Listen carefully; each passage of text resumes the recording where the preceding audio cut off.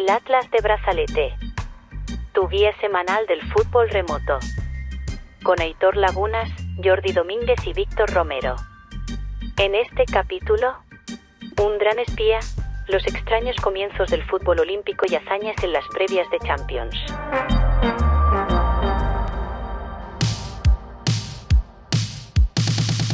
Hola, hola amigas y amigos del Atlas de Brazalete, vuestra guía semanal al fútbol remoto. Aquí estamos comenzando el mes de agosto y Jordi Domínguez al pie del cañón, también con su cita con el Atlas, aunque has tenido un periplo por Centro Europa, que quizá a lo mejor en otro Atlas o incluso en otra aventura nos podrás detallar más concienzudamente. Jordi, ¿cómo estás? ¿Cómo ha ido ese viaje? ¿Qué tal, Aitor? Muy bien. La verdad que Montenegro muy bonito, muy recomendable, pero hay que armarse con paciencia para dar toda la vuelta al país. Ya si quieres un día concretamos. Porque es un país que, bueno, tiene mucho trabajo por delante, lo están haciendo. Quizá dentro de 10 años se acaba convirtiendo en una nueva Croacia, que es prácticamente territorio ya vedado para un turismo tranquilo. Pero por ahora, pues lo dicho, muy, muy recomendable, grandes paisajes, grandes costas, ciudades muy, muy bonitas, muy monumentales y historias de fútbol también que algún día podremos desarrollar. Muy bien. Yo creo que, por lo que me estás diciendo, parece que es un sitio ideal para constructores de autopistas, ¿no? Porque parece que ahí tienen bastante todavía terreno virgen. Sí, a ver, piensa que el país se llama Montenegro en singular. Yo creo que lo apropiado sería hacerlo en plural, Montes Negros, porque la sensación que te da cuando estás allí es que te vienen olas de picos que van a parar directamente hasta la costa adriática. Pero claro, un país tan montañoso lo que implica es que sus carreteras, pues obviamente, son sinuosas, de hecho, una de sus carreteras más famosas es la Serpentín, que acaba en la costa de la bahía de Kotor. Pero son carreteras pues muy estrechas, carreteras bastante antiguas en general y ahora están empezando a construir autopistas, pero claro, con tanta montaña, una autopista es prácticamente túnel, puente, eso tiene un altísimo coste, pero que nadie se preocupe porque ya están allí los empresarios chinos poniendo el capital necesario para poder desarrollar esas autopistas. De momento son solo 40 kilómetros lo que tienen, pero imagino que en un par de décadas aquello estará ya para cruzar el país de norte a sur y de este a oeste. Bueno, ya han acicalado todos los estadios, o muchos estadios de África, esos fondos chinos, y ahora parece que se están fijando también en las infraestructuras en Europa Central, Oriental, Antigua Yugoslavia, etcétera, etcétera. Bueno, pues qué bien que estés ya de vuelta, Jordi, no para ti, pero para todos los demás sí, para poder disfrutar de tu conocimiento, tu mirada también, que creo que hoy va a pasar un poco por los Juegos Olímpicos, aunque déjame decirte, Jordi, antes de empezar, que sobre todo queríamos mandarle un saludo a Samu TMB porque nos ha comentado ya varias veces, varios capítulos, este es el sexto de este Atlas, pues Samu ya ha participado en varios comentarios, ¿no? Sobre todo en iVoox, también nos podéis oír en Spotify, en Google Podcast, en Apple Podcast, etcétera. El último decía, menuda maravilla de podcast, os encantará saber que Rafa Leay ya participó en un mundial de fútbol sala. Estamos hablando de el Rafa Leay, no Rafa Leao de Portugal, sino el Rafa Leay de Islas Salomón. ¿Te acuerdas que hablamos de un jugador que había destacado, que precisamente además había firmado por un equipo balcánico, por el Vélez Mostar, después de haber destacado con su club en Islas Salomón? Bueno, pues Samu nos comentó que ya había destacado, pero no en fútbol, sino en fútbol sala, aunque se lesionó y no llegó a debutar, pero sí que iba convocado a ese torneo. Bueno, pues un saludo también para Samu, como para Albaracas, que también ha dejado en los comentarios en iVoox. Qué gran descubrimiento, muy entretenido el podcast. Bueno, por cierto, Aitor, al hilo de esto que comentas de Rafael Leao y el fútbol sala y el fútbol 11, próximamente creo que vamos a tener la oportunidad aquí en el Atlas de Brazalete de contar con una de las únicas personas, yo al menos no conozco a otra, que ha disputado la Copa de la UEFA en fútbol 11 y también en fútbol sala. Pero no vamos a desvelar todavía el nombre. Que no. Dejen en comentarios quien quiera o quien crea saber de quién se trata, ¿vale? Pues eso, el nombre del sospechoso. Pero sí, es uno de los fichajes que tenemos en cartera, porque aunque no hayamos estado súper puntuales con estos últimos brazaletes, yo creo que, en fin, la gente entenderá que un poco de vacaciones necesitamos, ¿eh? También. Pero hemos estado moviendo hilos, ¿vale? Hemos estado ahí un poco haciendo de calcio mercato. Lo dicho, y vamos a empezar por Juegos Olímpicos, Jordi. Sí. A mí hay un detalle, antes de comenzar y de que me cuentes la historia de la cual no tengo ni idea. Yo te iba a hacer un poco una pequeña mención olímpica, porque me ha llamado mucho la atención No sé si está al tanto del asunto, pero ha habido y sigue habiendo un escándalo bastante importante, sobre todo en Canadá y en general en todo lo que viene siendo el movimiento olímpico, porque, oye, les han pillado con el carrito del helado, ¿vale? O sea, de cara al partido contra Nueva Zelanda, pues está feo que te hayan pillado ahí con un dron sobrevolando el entrenamiento del conjunto femenino, porque estamos hablando de fútbol femenino, del torneo femenino de fútbol. Pues eso, sobrevolando el entrenamiento de las neozelandesas y, bueno, pues le han clavado una sanción bastante importante de 6 puntos, a pesar de lo cual Canadá ha ganado todos los partidos y se ha clasificado para la siguiente ronda, pero, oye, yo creo que esto no tapa, Jordi, un escándalo que creo que nos habla un poco también de cómo el fútbol cada vez, uno, se llena de más tecnología, pero también echa la ley, echa la trampa, o echa la tecnología, Sí, sí. echa el tramposo, ¿no? Al final, cada vez más estamos viendo que están ocurriendo circunstancias en las que aparecen drones por parte de ojeadores o de scouts de equipos rivales para saber o para tratar de desentrañar, ¿no?, esas claves tácticas que muchas veces los entrenadores o las entrenadoras pretenden mantener en entrenamientos a puerta cerrada, ¿no? Por ejemplo, esto ya pasó en el Mundial de 2014, cuando Didier Deschamps notó un dron sobre su cabeza. No sé si alguien más lo notó, pero Didier Deschamps notó un dron en su cabeza. Nunca se descubrió a cuál de sus rivales de la fase de grupos pertenecía, Ecuador, Honduras o Suiza. Luego hubo otra bastante buena, he encontrado, Jordi, de la selección de Chile en las eliminatorias rumbo al Mundial de Qatar 2022 contra Argentina. Un dron empezó a sobrevolar sobre el complejo deportivo Juan Pinto Durán. La situación hizo pensar que los argentinos estaban espiando y, por lo tanto, los miembros de la Federación Chilena bajaron el artefacto con otro dispositivo antiaéreo. Bueno, yo esto Madre mía. me gustaría ver la batalla de los cielos, pero es que resulta que después de haber bajado el dichoso dron, se conoció que el aparato no se trataba de un dron de espionaje, sino que era un nuevo artefacto que estaba probando la empresa de alumbrado público de Santiago, de Enel. Con lo cual se cargaron un dron que no tenía nada que ver con lo que estaba haciendo ahí la selección chilena. Bueno, luego ha habido otro, por ejemplo, en un Werder Hoffenheim, también en el que el Werder Bremen espió al Hoffenheim. Y en ese momento el entrenador del Hoffenheim, que era Julian Nagelsmann, creo que respondió bastante bien. Dice, porque no estoy realmente enojado con el analista por hacer su trabajo, dijo Nagelsmann, antes de agregar que era loable que el Bremen estuviera haciendo tanto esfuerzo por intentar ganar. Y lo último que te quería comentar, no es de un dron, pero es una historia que he leído del año 93, en el que, lógicamente, ya te digo, no había drones todavía. Inglaterra estaba pasando bastantes dificultades para poder clasificarse, y de hecho no se acabará clasificando para el Mundial del 94 en Estados Unidos. Y Graham Taylor, el seleccionador, que fue un seleccionador que duró muy poco y que dejó bastantes bromas, chistes y, en fin, fue uno de aquellas figuras de aquel fútbol de los 80 y de los 90, que salió bastante mal parado de ese paso fugaz por el cargo de seleccionador inglés. Insisto, Graham Taylor estaba convencido de que su equipo estaba siendo observado. Insisto, jugaban contra Noruega, no estaban jugando ni contra Brasil ni contra... No, contra Noruega. Pues tenía ese convencimiento que al final pidió que el equipo entrenase en una instalación militar, en una instalación de la RAF. El problema, pues que esa ubicación estaba cerca de un redactor jefe de deportes de uno de los principales periódicos de Noruega, quien publicó posteriormente las tácticas. Y al final Inglaterra acabó perdiendo 2-0 en Oslo. O sea que todo mal, Graham Taylor. Sí, fue peor el remedio que la enfermedad en este caso, ¿no?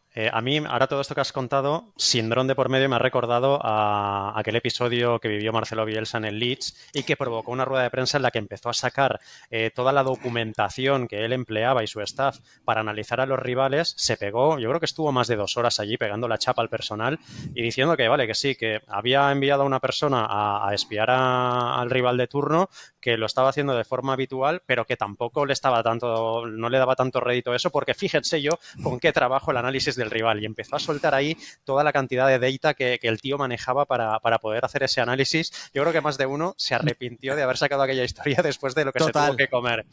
Yo recuerdo hasta pantallazos de PowerPoint, Jordi. Sí, tal cual. O sea, el tío se puso allí con el proyector, luces apagadas en la sala, todo el mundo allí reunido y atento, y empezó otra rara. Bueno, además Bielsa, que ya sabemos cómo es, que es un tipo que argumenta hasta el último detalle cualquier cosa que quiera explicar. Sí, además además, palabras por minuto, dijéramos que la ratio es inversamente proporcional al rendimiento físico de sus equipos, ¿no? Es decir, en el campo es rock and roll, pero en las ruedas de prensa es un poquito bachata. Sí, tono tranquilo, tono Sí, tranquilo. sí. Hay que ir armado de paciencia. Total. Pues sí, es verdad. Aquella rueda de prensa fue bastante mítica. Si no recuerdo mal, era contra el Derby County de Lampard, del que luego se dijo que participaba también a su manera, ayudando a Mourinho y a Villas-Boas del scouting del Chelsea.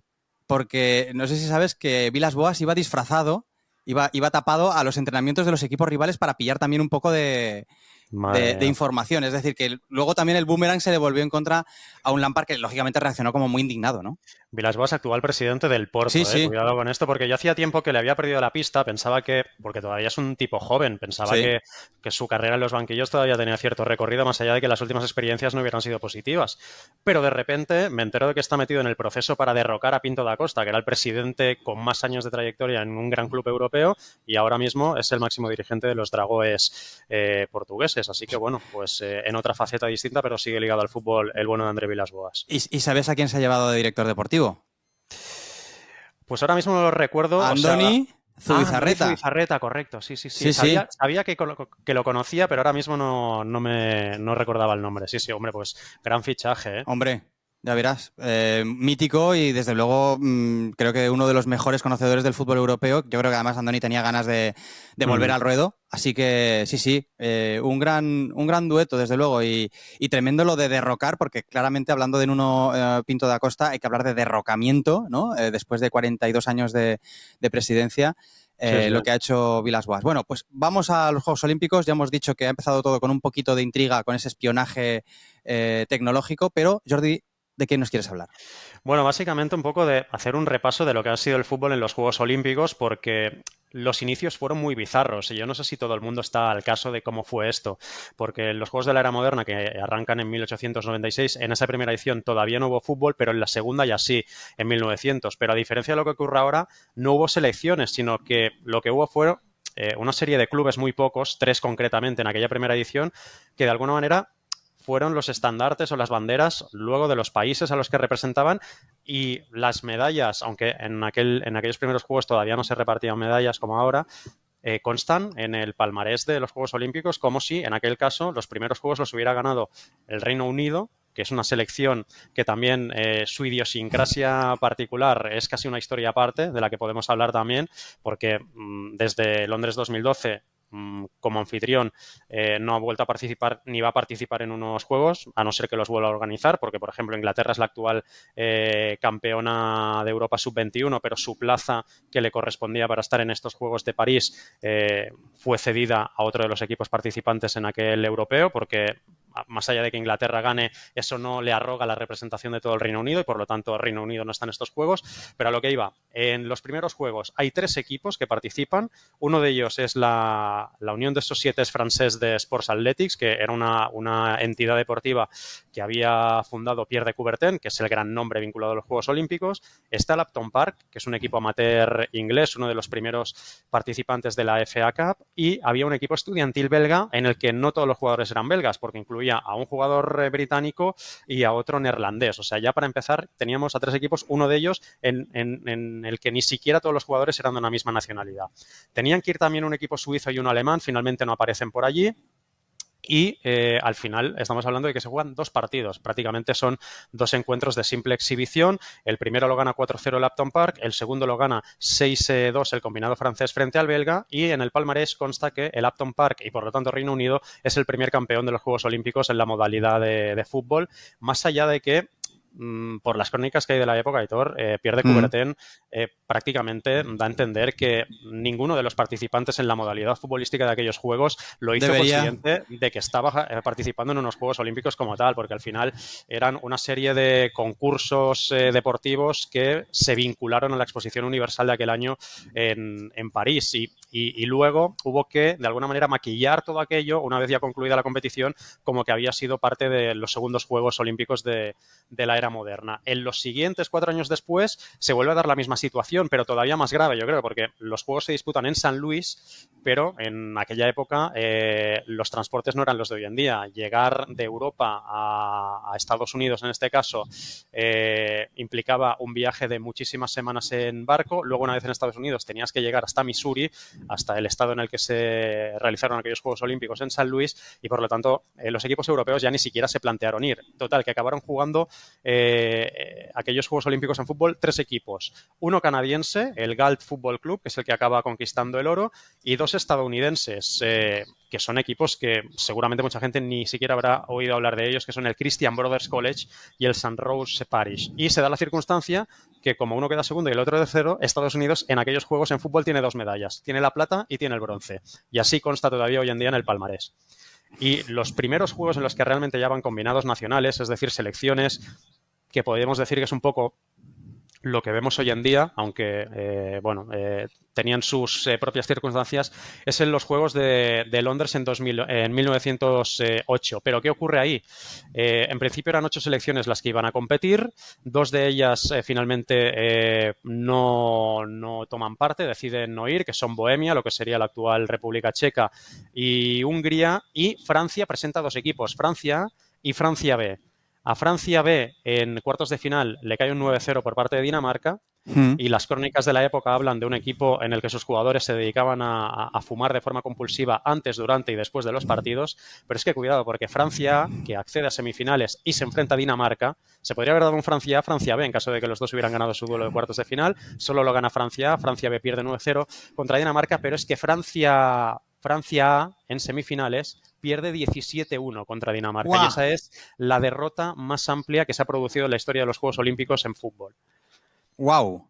Tremendo, ¿eh? 17-1. 17-1. Sí, una auténtica barbaridad. Si los del B fumaban, yo no sé qué hacían los del A en el caso de Francia, porque la verdad es que para que te metan 17-1 tienes que estar muy desentonado, ¿eh? Tienes que estar hasta arriba de absenta, ¿no? Que es lo que bebían los poetas malditos, tío. Sí, pues tal cual. Hay un libro que se llama Association Football and How to Play It, que lo escribió un futbolista de la época, en el que relata un poco las vicisitudes de todos aquellos torneos olímpicos. Este torneo de 1908 lo gana Reino Unido, de alguna forma conquistando su segundo oro. El primero lo ganó el Upton Park, que llevó a todo su equipo representando a Inglaterra, o a Reino Unido, mejor dicho, de alguna manera. Este ya, entre comillas, como selección, supone el segundo oro de Reino Unido, que es, junto a Hungría, la selección más laureada en oros olímpicos en fútbol. Que es curioso porque estamos hablando de Reino Unido, que es una selección que no participa en mundiales como tal, y Hungría, que tampoco ha ganado nunca la Copa del Mundo. Y a ellos se suman probablemente las 2 ediciones de Juegos Olímpicos que más recordamos muchas veces, porque la selección que los ganó los lleva cosidos en el pecho, que son la edición del 24 en París y la del 1928 en Ámsterdam, que los gana Uruguay. Correcto. Y que ya supone un precedente clarísimo de lo que 2 años después de 1928, va a ser la Copa del Mundo, ¿no? En 1930, precisamente aprovechando el centenario de la independencia en Uruguay y un poco cogiendo ese espíritu que ya empezaba a ser no tan amateur, ya empezaba a abrirle la puerta al profesionalismo, y que sobre todo además eran los 2 primeros torneos de fútbol mundiales que organizaba la FIFA, ¿no? Porque aunque tenía el nombre de Juego Olímpico, se organizaba bajo el Comité Olímpico Internacional, pero el torneo de fútbol ya contaba con la organización de la FIFA. Oye, pues tremendo esto de los primeros torneos de fútbol. Yo sinceramente no tenía ni idea y me quedo con ese matiz de la Francia A llevándose 17 tabas de Dinamarca. Sí, y de hecho en el 32, en Los Ángeles, no hay fútbol. No, es el único, desde 1900, la única edición de los Juegos Olímpicos que no ha tenido el fútbol dentro de los deportes que se practicaron en aquellos Juegos, porque la FIFA, precisamente por lo que comentabas, 2 años antes, en el 30, pone en marcha el primer mundial, y lo que no quiere es que los Juegos Olímpicos le quiten el protagonismo, claro, teniendo ahí el fútbol como deporte rey, ¿no? Entonces, de alguna manera, la FIFA se protege y dice, no, aquí lo importante es el mundial que yo organizo, es esta Copa del Mundo que ha empezado en el 30 y que va a tener su propia cadencia cada 4 años, Y los Juegos Olímpicos, a partir de ahora, los vamos a hacer de otra manera si es que queréis que haya fútbol. Y entonces es cuando ya empiezan a exigir que los jugadores no sean profesionales. Al final ha habido cierta evolución con el paso de las distintas ediciones hasta el punto que en el 96 se establece que van a ser todos jugadores sub-23 con la salvedad de que cada selección puede llevar a 3 futbolistas mayores de esa edad, que es un poco la situación en la que estamos actualmente y que no todo el mundo utiliza, porque selecciones que deciden llevar simplemente a jugadores sub-23 y no agotar esa opción de poder llevar a 3 mayores. Por cierto, has hablado o has mencionado la figura de Pierre de Coubertin, que lógicamente es una figura sin la cual no se pueden entender los Juegos Olímpicos de la era moderna, y te recomiendo, si no lo has podido ojear, un artículo de Carlos Arribas en El País, que el otro día le dediqué un ratito y la verdad que fue un ratito muy agradable. Comienza con esta frase, a ver si así te seduce. Pierre de Coubertin, 1863-1937, fue un varón machista, papista, xenófobo, racista, colonialista, misógino, monárquico en una Francia republicana, amigo de Adolf Hitler y clasista. O sea, este tío, sí, era una joya, era un angelito.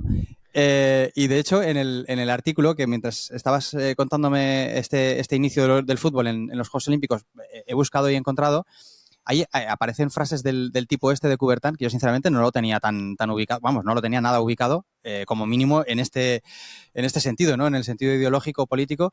Por ejemplo, acerca de la mujer decía, el papel de la mujer en el mundo debe ser lo que siempre ha sido. Ella es la compañera del hombre, la futura madre de familia.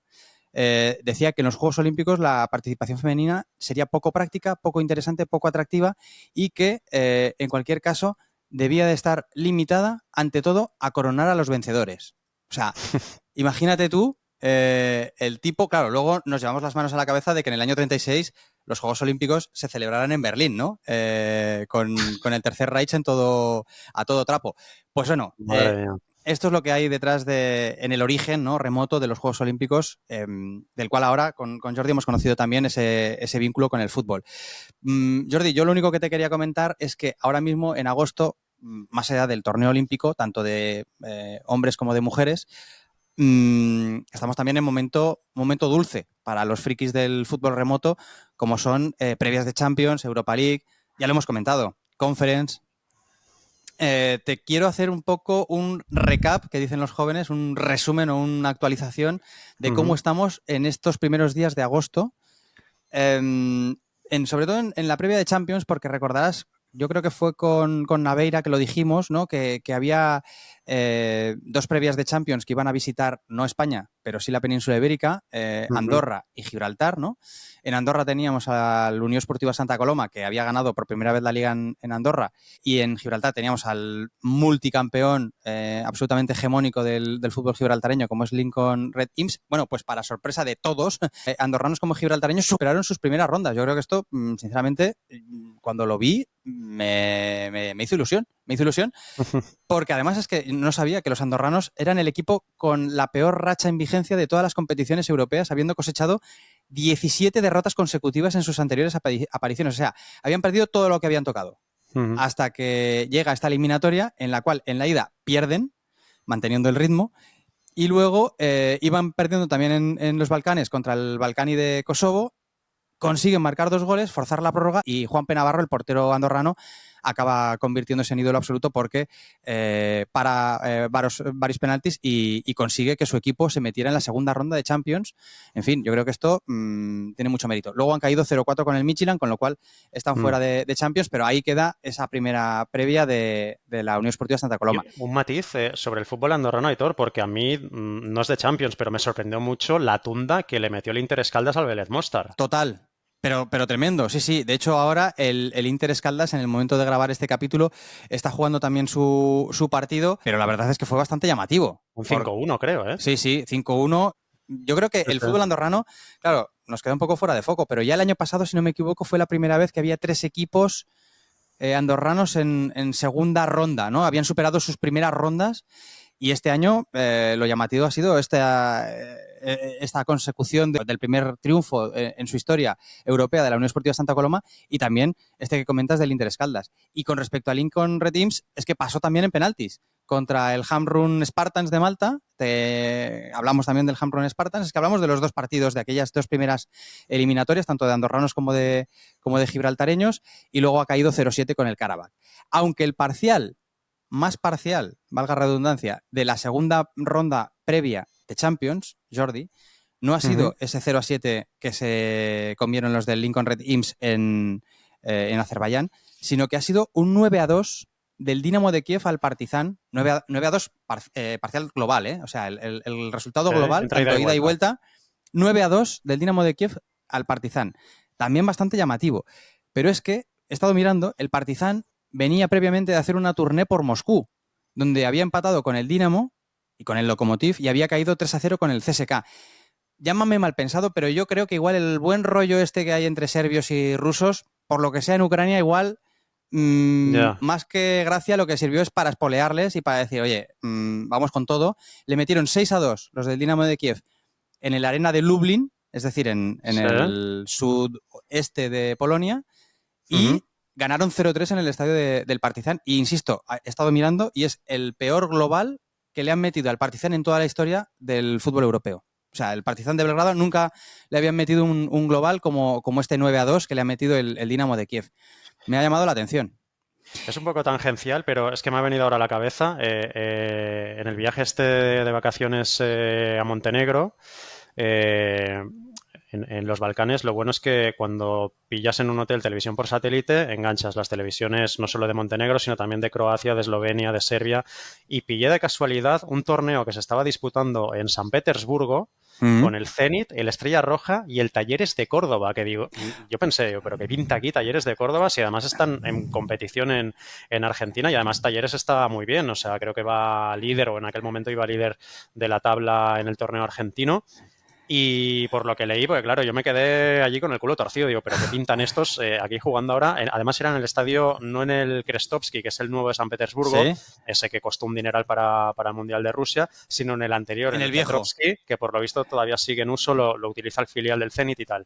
Y el torneo se disputaba allí, apenas había público, es decir, yo casi pensaba que era hasta puerta cerrada. Y por lo visto a Talleres le habían pagado el viaje de toda la expedición para pasarse allí unos días y habían jugado también contra el Sochi de Robert Moreno. Eso es. Que le había pegado una tunda importante al Talleres, que imagino que salió con el carro del pescado. Luego ya cuando vieron de qué iba el torneo dijeron, contra la Estrella Roja vamos a poner a los buenos porque si no vamos a salir de aquí escaldados.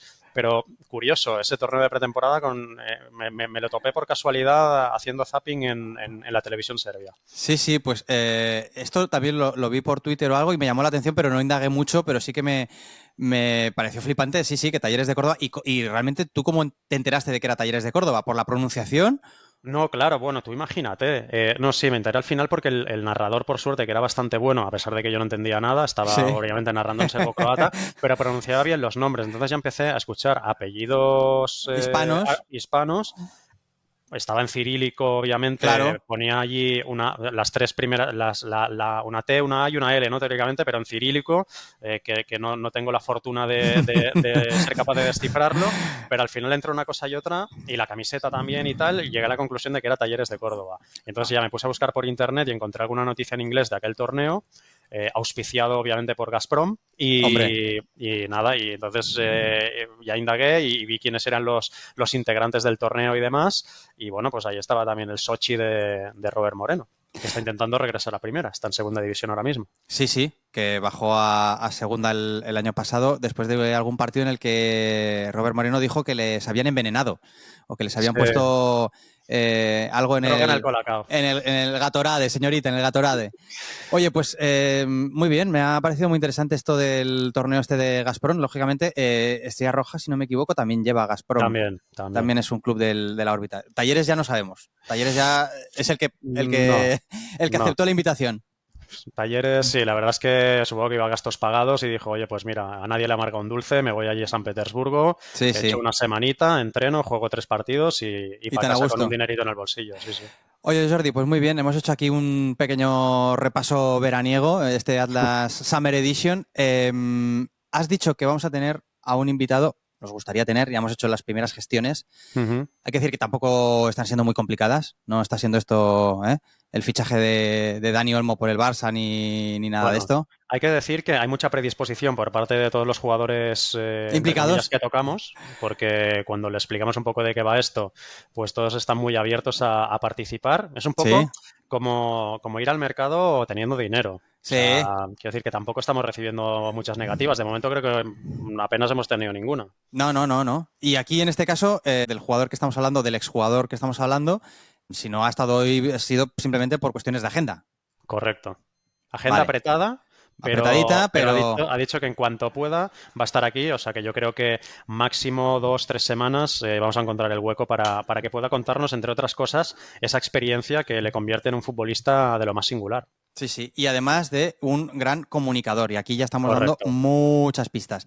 Bueno, pues yo, aparte de este próximo invitado, que probablemente a lo mejor la semana que viene puede que debute aquí en el Atlas, te voy a dejar otro nombre, y este sí que te voy a dar nombre y apellido, Jesús Imaz, que es un futbolista. Jagiellonian Bialystok. Sí, pero previamente Lleida, Llagostera, UCAM Murcia, Cádiz, es decir, este se lo ha currado, se lo ha currado. Se fue a Polonia en 2017, primero al Wisla Cracovia, y luego efectivamente firma en 2019 por el Jagiellonia, que es un equipo que no había ganado nunca la liga en Polonia. Yo diría que tampoco había ganado la Copa. Ahora me estoy tirando a la piscina, pero me suena que... pero es que Imaz, ya el año pasado, la temporada pasada, fue fundamental con sus goles para que el Jagiellonia Białystok se proclamase campeón por primera vez de la liga polaca. Y este año, insisto, ahora mismo, estas primeras últimas semanas de julio, primeras de agosto, es que ha debutado en Champions, debuta contra el Panevėžys de Lituania, y en la primera media hora Jesús Imaz se ha alargado un hat-trick. Oye, poca broma, Sí. No, broma ninguna. O sea, darle a tu equipo con tus goles en la primera liga de su historia y en la primera media hora que juegas de Champions, tío, cascarte un hat-trick, ya me contarás eso. De amo. Además, en un equipo monárquico, que esto, si quieres, un día podemos entrar en los equipos que están vinculados a casas reales y esto te gusta mucho, ¿eh? A mí me gusta este tema. A mí todo lo que es rosa y nobleza, soy un poco Josie.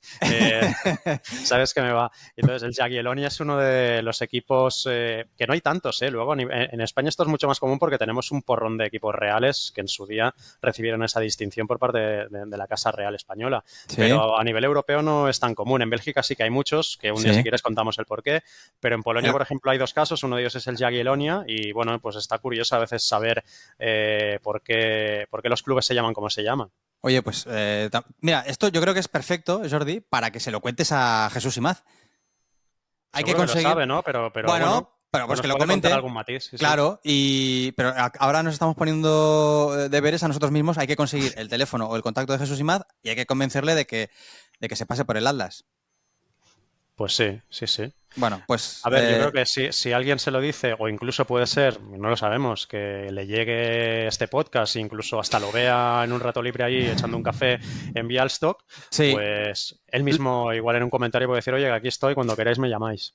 Sí, lo único que sabes qué pasa, que como el amigo Imaz se largó ese hat-trick, pues claro, va a tener el mes de agosto un poquito ocupado, porque aparte de que la liga en Polonia ya ha comenzado, pues ahora tienen tercera ronda eliminatoria en Champions contra el Bodo Glimt, que también es un equipo que mola mucho, ojo. También, es el equipo Ártico. Correcto. Entonces, bueno, no tenemos ninguna prisa, Jesús, si nos estás viendo o nos estás oyendo, tú ve pasando rondas eliminatorias, ve soltando goles por toda Europa y ya cuando llegue septiembre hablamos y, oye, molaría contar contigo porque, jolín, tienes una historia súper chula. El año pasado ganando la primera liga de la historia del Jagiellonia y este año debutando a lo grande en Champions. Por cierto, Naveira, que ha estado presente en ese duelo frente al Panevėžys, ya nos dijo que iba a estar de viaje por la zona y ayer vi que había subido un reel vibrando, bueno, con la camiseta, obviamente. Él es un coleccionista acérrimo de camisetas. No como yo, que soy un humilde aprendiz. Me he puesto muy chula esta. De Austria, pero nada que ver con Naveira. No, lo de Naveira, o sea, Naveira va a comprar perchas al Ikea cada semana porque va incrementando. Es un poco el Ildefons Lima del periodismo. Si Diógenes fuese un delantero de un equipo griego, sería un poco Naveira, ¿no? Tiene el Diógenes futbolero. Pero las tiene ordenadas, las tiene ordenadas. Sí. Pues oye, nos quedamos con el Jagiellonia, que además es el único equipo, Jordi, que puede debutar en la fase final de Champions, dijéramos, esta temporada junto con el Girona y el Brest. También es una cosa que hemos comentado, pues todos los otros campeones que eran novatos y que han jugado, por lo tanto, las primeras previas de Champions de su historia, han quedado por el camino. Solamente queda el Jagiellonia, gracias a nuestro amigo de Lleida, Jesús Imaz. Bueno, Jordi, yo creo que hasta aquí llega esta Summer Edition del Atlas. Venga. La semana que viene vamos a ver si podemos tener al invitado secreto, sospechoso, oculto. Tú ya has vuelto a trabajar. Y yo vuelvo a trabajar, sí. Y yo volveré en breve. Cara, ¿no? No, estás bien, lo llevas bien. Bueno, porque hoy ha sido el primer día. Si me claro. pillas la semana que viene, igual ya tengo unas ojeras de... Igual ni me hablas. No, hombre, no, eso ya sabes que no. Bueno, Jordi, un abrazo fuerte y igualmente. Nos vamos viendo y oyendo aquí en el Atlas de Brazalete, ya sabéis, la guía semanal, más o menos en verano, pero bueno, tu guía semanal del fútbol remoto. Hasta pronto. Hasta la próxima, chao. Has escuchado el Atlas de Brazalete, tu guía semanal del fútbol remoto. Síguenos en brazaletenegro.com y suscríbete en las diferentes plataformas: Spotify, iVoox, Apple Podcasts o YouTube.